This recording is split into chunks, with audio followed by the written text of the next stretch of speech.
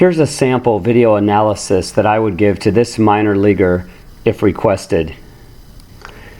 We're going to compare your swing with a Major League All-Star on the right side who represents the Major League pattern. The first issue I want to talk about is posture.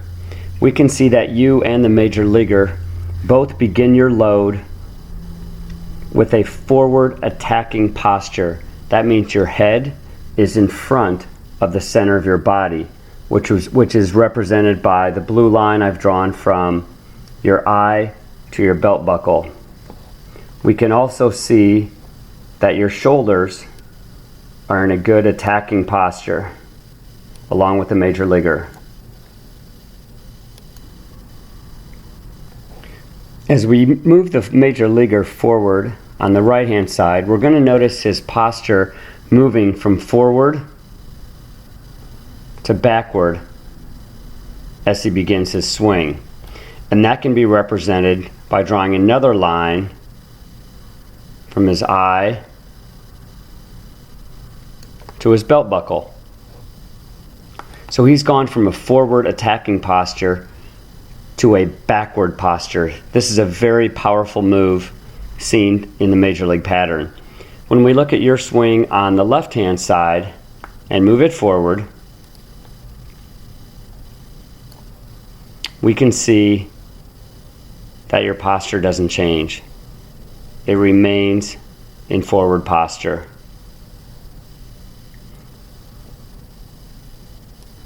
You can learn more about this issue on my website, kenbrookehitting.com.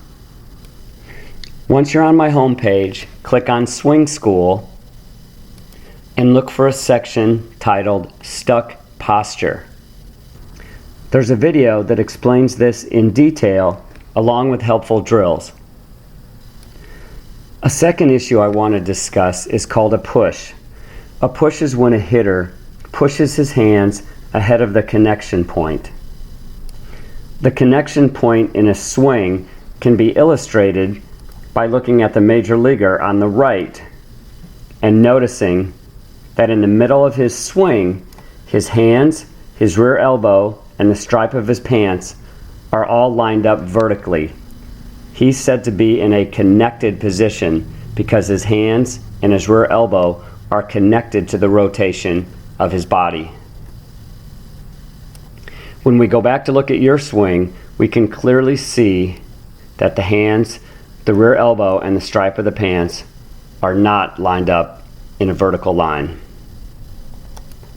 Pushing the hands ahead of the connection point will lead to getting on the pitch plane late and hitting in a small zone and often swinging down through the ball. On my website, there's a section titled Push, where there's a detailed video that explains this further, along with helpful drills to improve. I said a few seconds ago that pushing the hands ahead of the body's rotation will lead to things such as getting on the pitch plane late. This can be illustrated by looking at how early the Major Leaguer on the right gets his bat on the pitch plane compared to how late you get yours on the pitch plane.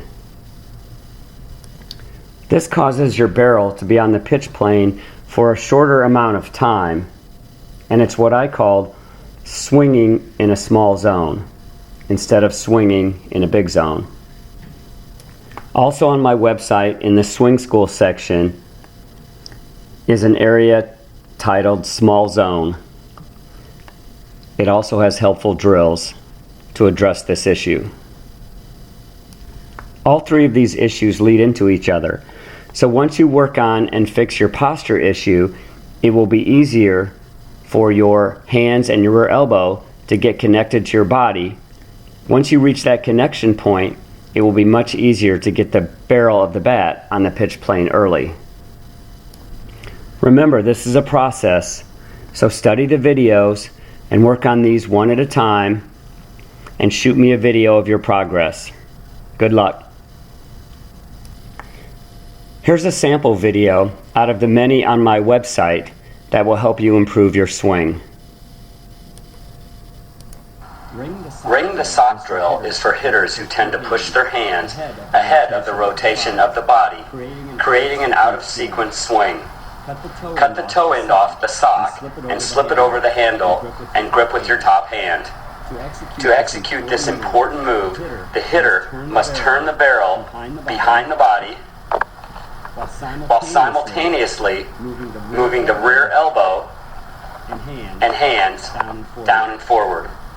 Let's take a look. Hitter turns the barrel behind the body.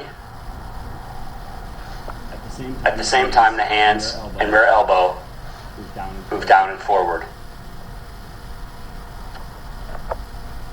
The sock helps the hitter feel the top hand turning up at the connection point. The connection point, of course, is when the hands, the rear elbow, and the stripe of the pants line up vertically.